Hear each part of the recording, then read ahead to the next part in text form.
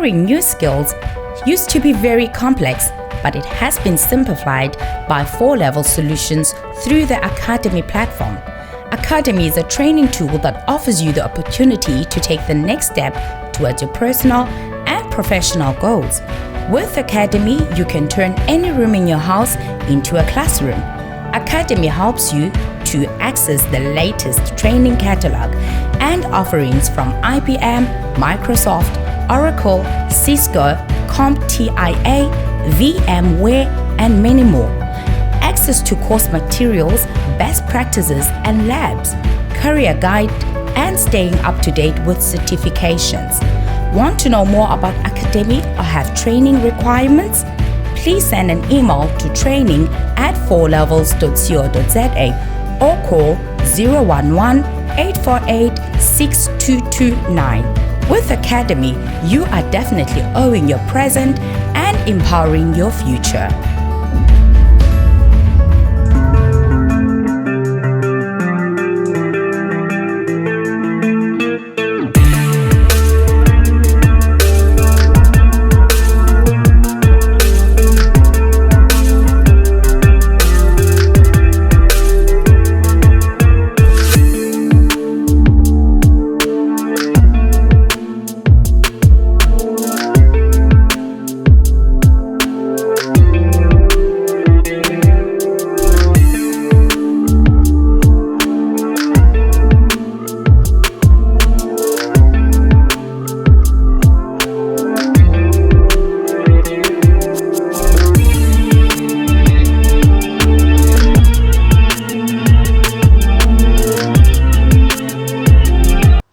Mesdames, Mesdemoiselles et Messieurs, c'est avec un réel plaisir que je vous retrouve pour un nouveau numéro. Bienvenue donc dans ce numéro de Contact Pro Live où nous allons encore parler de l'Est de la République démocratique du Congo. Bandeko, eza moi pasi eza pe mawa. Toyaka mingi awa, c'est pas pour de la blague ou bien pour divaguer ou quoi que ce soit. Mais nous essayons d'apporter notre petite pierre pour la reconstruction ou nos réflexions pour la reconstruction de notre pays. Le pays va très mal. Ata bande comme sous bazako kanisa que non, bon, ça va, le président est en train de faire quelque chose. Oui, on n'en disconvient pas. Mais le calvaire est en train d'être vécu à l'est de la République démocratique du Congo. Où tozoye bate soki ici na biso tokosuka wapi. Tisiko batu ba ebite place nini tokosuka. Décision o balobaki décision asuka o ekoya kosilisa ba makambo yango wana état de siège mais eloko moko ezosalema te. Donc tout est cacophonie à l'est de la République démocratique du Congo. Et comme Sikoyo, bon, président Kendaki, il a réalisé ce qu'il avait dit, qu'il va s'installer à l'est du pays. Y a-t-il une piste de solution? Non.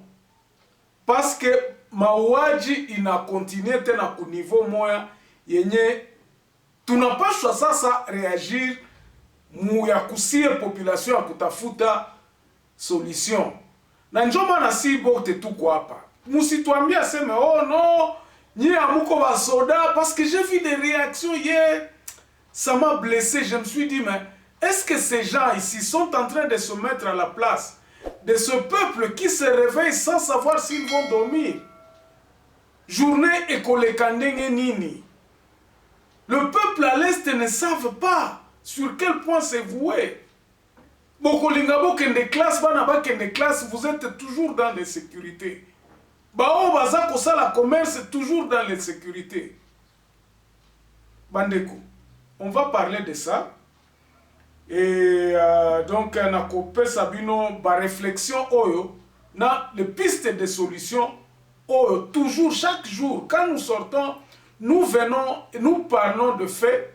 Et nous essayons d'apporter une piste de solution. Bandeko, bota la kabiso kakate kaka tangwa toza ko réclamer non, baboma kiboy basala kiboy non. Notre mission c'est d'apporter aussi des solutions, de parler des solutions. Parce que ceux qui sont en train de nous proposer des solutions à Bango, oh ya Kinshasa ezo simbate. Alors, avant d'aller un peu plus loin, nous allons prendre les grands titres à la une des journaux qui paraissent ce matin sur Internet et puis nous revenons tout de suite après. Voici les grands titres à la une des journaux qui paraissent ce matin sur Internet. Nous commençons par élection.net. Félix Tshisekedi de nouveau face à ses ministres. Et puis Goma, éruption volcanique. Marie-Olive Lembe Kabila prend en charge plus de 600 enfants sinistrés. On va sur actualité.cd. Encore 5 morts dans une attaque de combattants A2F. Et puis Ensemble répond à la loi Tchani. Toute éventuelle inscription au calendrier de travaux de l'Assemblée nationale de ce texte consacrera la rupture définitive au sein de l'Union sacrée, dit Katumbi. Et puis, numérique, on est en Congo profond. L'adoption des médias sociaux aide le PME à nourrir la croissance économique en Afrique. Et puis, suspension des plénières à l'APK. Le VPM Acelo donne raison à Magloire Kabemba et déboute Godem Poi. 7 sur 7. Ici, présidentielle de 2023, je préfère que Katumbi soit là pour qu'il constate que l'UDPS est une grande machine électorale qui va tout rafler. Et puis, des membres du bureau Mabunda revendiquent le paiement de leurs indemnités de sortie et frais d'installation. On termine par Radio Okapi, présence de bombes à Beni. La population sera sensibilisée à adopter un comportement responsable. Ouvira 2 armes et des munitions découvertes dans un champ à Kaala. Merci, on se retrouve demain dans un nouveau numéro. Au revoir. Actualité et batwaza ko se divague na bango kakuna na Kinshasa problème ezate. Batu yote Kinshasa biko tu mubiabo. Na si okuku est tuko mubietu. C'est pour cela, minda sema vya mingi, maraba mkiswahili, juu musikie, nyi peke musikie. Ile njo reflexion yangu. Minda mkuwa na visema mkiswahili, paske batu ya Kinshasa nilibambiaga kila siku hapa mina sema, hakuta tokaka solution Kinshasa. President hapendi kusikia bana inchi, batoto ya inchi, hapendi kutusikia. Donc le président ne veut pas nous entendre, le président ne veut pas attendre la voix du peuple. Nous sommes obligés d'être colonisés. C'est comme si tuko bapumbafu benye hatuye ku réfléchir. Alors, les tueries continuent sur la route de Kamango, sur la route de Mbao, sur toutes les routes là, ba tueries moi ya kufa mutu. Donc les embuscades se font et pendant ce temps là, okoyoka ke ba FARDC baza kokosa mokonzi na bango. Que toboma ki bango, tokanga ki batumi bale, tokanga ki batumi satu. Mais bato baza koboma bazo kangamate. Ce ne sont que les petits bandits, bato baza ko souffrir parce que pas si elle est qui, misale ezate, les jeunes gens peut-être se commencent aussi à profiter de la situation. Ceux qui bakangami wanande bakomi ba rebelle. Nous avons besoin qu'on nous dise que non. Ils ont arrêté 40, 500, ils ont tué 310, 20 rebelles. Bakoboma anate. Et vous avez constaté que ces derniers temps, Bibembe bazola kisabiso mingi, ezabatu balati basokotote. Or, nous savons que lorsque les ADF sont en train d'opérer, ils sont en tenue militaire. Boyoka ba témoignage oyo batu o baza les soi-disant rebelles envoient le message en kidnappant les gens. Ceux qui va kidnapper mutu et puis batindi a volbi kende koyebisa bango keno biso awa tozali. C'est quoi ça? État de siège ango siko musala nango ezanini. Quel est le résultat de cet état de siège? C'est le silence radio à Kinshasa. Hier, je vous ai dit que Kabila, à un certain moment, il y a na équation moko plusieurs inconnus. On ne sait pas si c'était de bon gré ou bien parce que eza ko exécuter plan oyo ba konzinaye ba pesa qui est. Parce que on dit souvent qui ne dit mot consent. Félix avait promis que non à kosilisa makambwana à est. Il vient, il commence à se plaindre que mafia na kati ya armée. C'est comme si Ayeba quitté, donc il ne sait pas comment faire pour arrêter la mafia dans l'armée. Or, la population, quand on lui dit, le bon, Bandeko, tout le kakate va chemin compliqué. Les chemins compliqués à Kolobato se résoudre les solutions, il faut penser, oh, il y a ceci, non, ça ne marchera pas de cette façon-là. Il y a d'autres langues disent que non, il nous faut un dictateur, oh, Yakobeta Fimbo. Tango Yakobeta Fimbo, pas, batuba marcher na biloko wana. Nous nous sommes dit, faudrait-il que ce soit un militaire comme Mobutu pour prendre pouvoir, penza akangi pouvoir à l'obin akangi na nous politiciens botikala na nous à côté. S'il faut que tous kendata na parti moko, mais mutuana a dirigé mboka na biso pona kotia batu nyoso na alima. Toyebite. Est-ce qu'ils ont raison?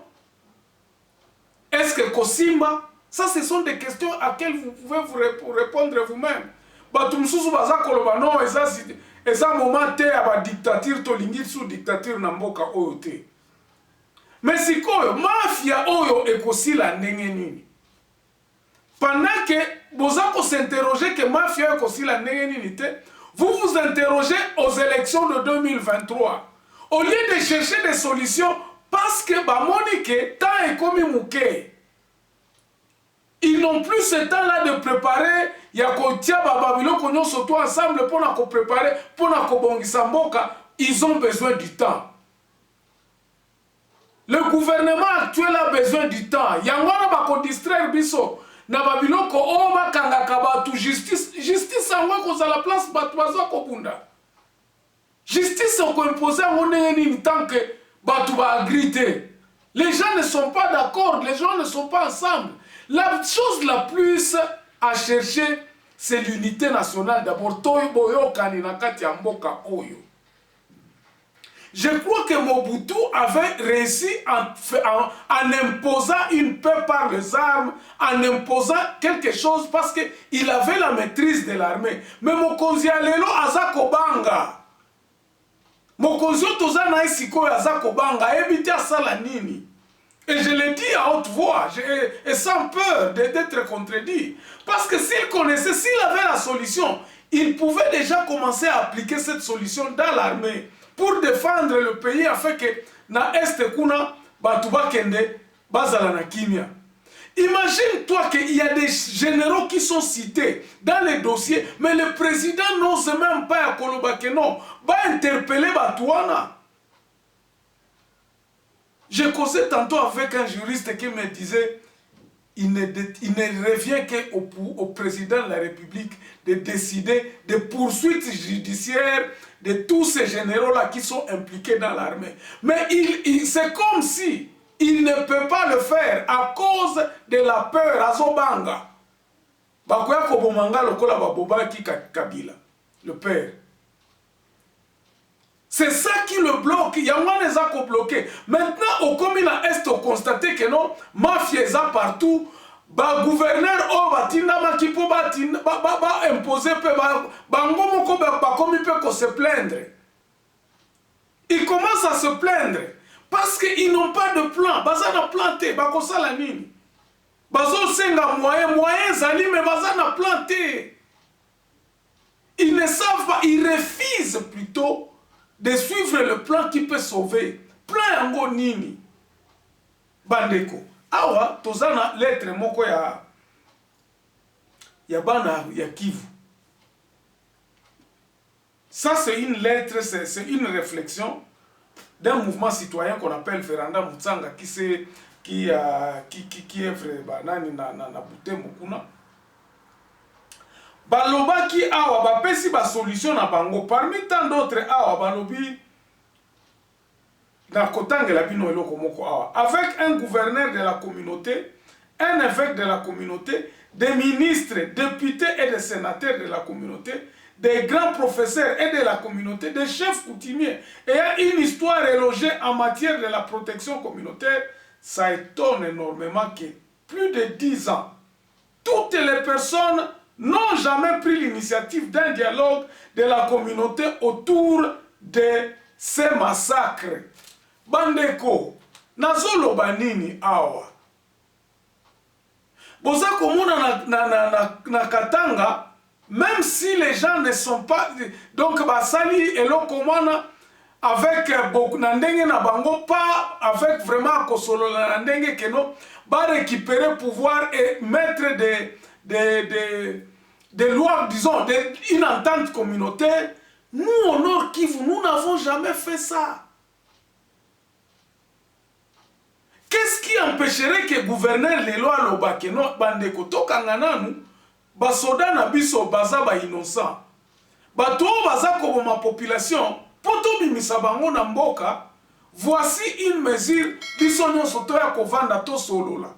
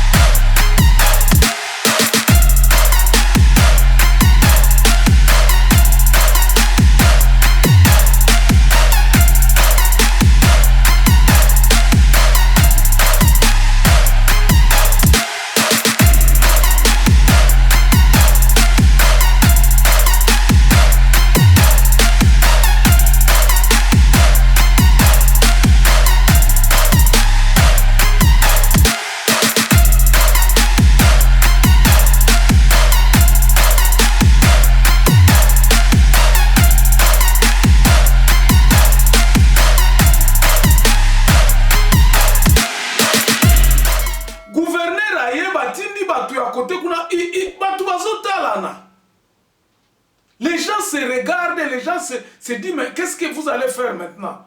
La population est en train de regarder les nouveaux soldats venus. Vous allez faire quoi? Et chacun va à ses occupations. Ceux qui sont en train d'être tués sont tués. Bango bazo e bate eloko nini baza kosala. Et ce n'est que réagir. Batu baboma ki kote kuna bake ba compter ba mort. Oh tokosala couvre-feu. Basali couvre-feu bokoyoka o tokangi ba bandi mibale. Oh to récupérer village moko ba mai bazala ki kuna. Est-ce que vous connaissez ce mai? Le constat que nous avons maintenant, c'est que l'ennemi n'est pas encore détecté après 2 mois. L'ennemi n'est pas connu. La situation est stagnante. Donc c'est comme si eloko est limité. Pendant qu'on a Tokumisa Kino, état de siège, c'est ça la solution. Mais vous réfléchissez à quitter Bandeko. Les gens n'ont pas réfléchi sur cet état de siège. Et pourquoi ils n'ont pas réfléchi? C'est parce qu'ils n'ont pas voulu écouter les solutions que la base prévoyait afin que tout le monde ait l'oko oyo. La base ne pouvait pas se réunir natango ya Covid ou quoi que ce soit, mais la base, batubabimaki na balabala. Et nous sommes, je vous informe encore une fois de plus, que de plus en plus ces massacres sont en train d'être perpétués.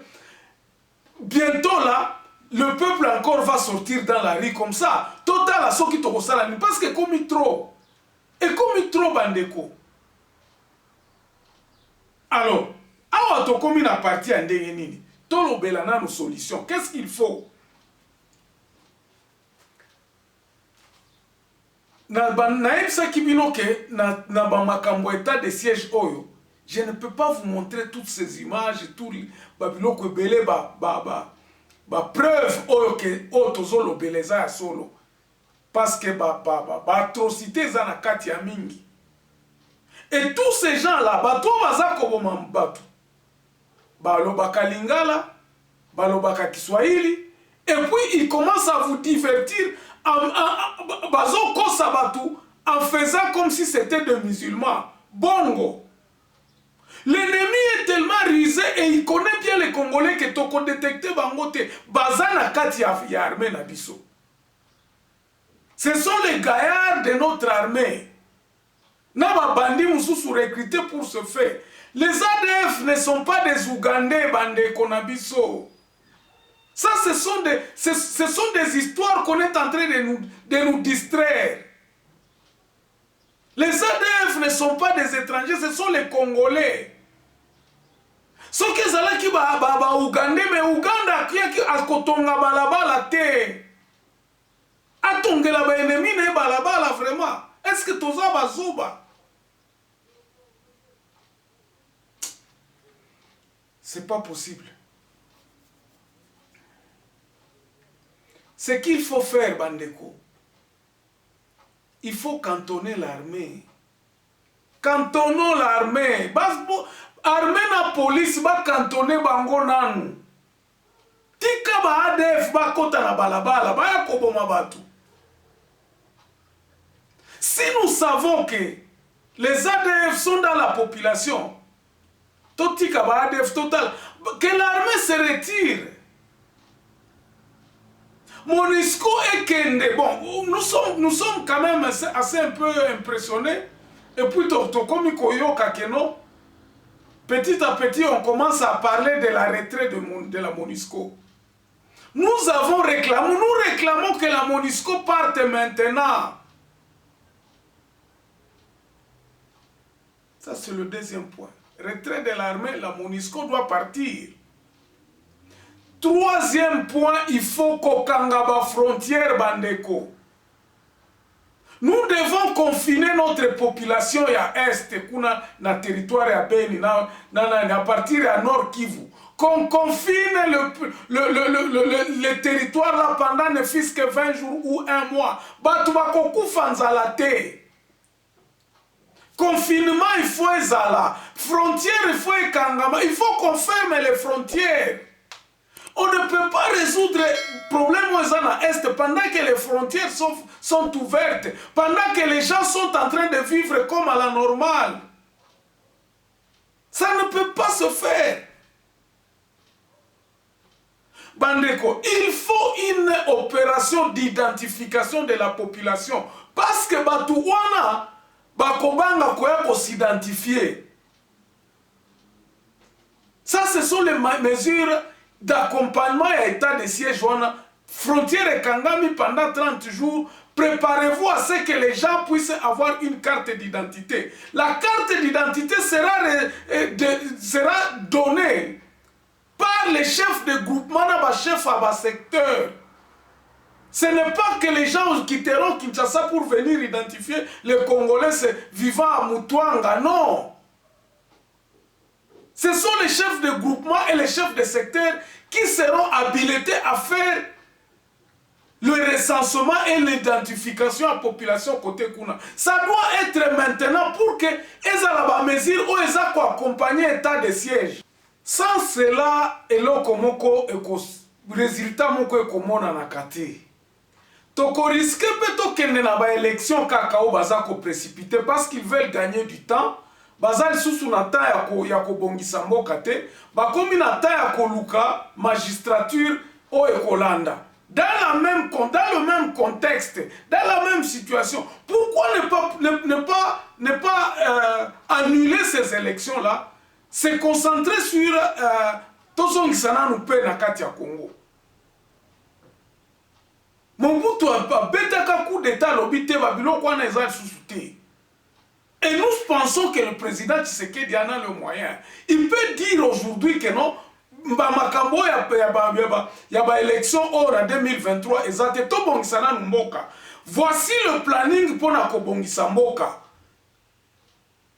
Tozo senga ba réforme, mais ba réforme ngo ezo ya koyate. Je vous avais dit que la solution à l'est du pays, ça sera une solution globale à pays.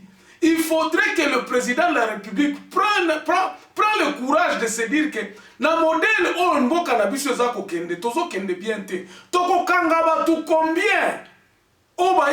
parce que raison comme kaka mboke comme boy parce qu'il y a d'autres qui ont volé ata to kangi bango nde ba kozongi samboko mbongo ata bazongi simbongo mbongo na nde ko servir mboka na biso po kende liboso. Nous avons besoin d'une certaine unité nationale et une certaine quiétude. Yangwana nous recommandons au président de la République même d'annuler le programme, oh, il y a pas élection. Non, il est temps de penser pour reconstruire d'abord le pays. Et le pays, ça doit se reconstruire autour de vous. Ce qui président de la République, malheureusement, à côté de l'ambiance, on a battu kaka, mbokezo kende kaka na bulu yeke kaka ndengwana. Parce qu'il sent que non, moyen bon, parce que plein ça l'a quitté. Nous avons demandé à ce que tous allons na plan moko réfléchi. J'ai parlé de la solution des états généraux des territoires, des renouvellements de la classe politique et la classe Yanadi. Tout ça, le président ne veut pas entendre. To continue à nenga ko Lukaskoyo pouvoir mususu na 2023. To kende ba élection ko sale makana bulu yeke kaka ndengwana et on n'aura pas le temps. Yako banda koloba no to bongisa mboka parce que kozala kaka to bundisa kaka ba sali boy. Je vais m'arrêter là aujourd'hui, chers amis. N'oubliez pas de vous abonner très nombreux sur cette chaîne et nous espérons que lobby tokolobela sous solution sans élection dans 2023. Makambo ba élection to tiango à côté mais on va en parler demain. Portez-vous bien, on se revoit très prochainement dans un nouveau numéro. Au revoir.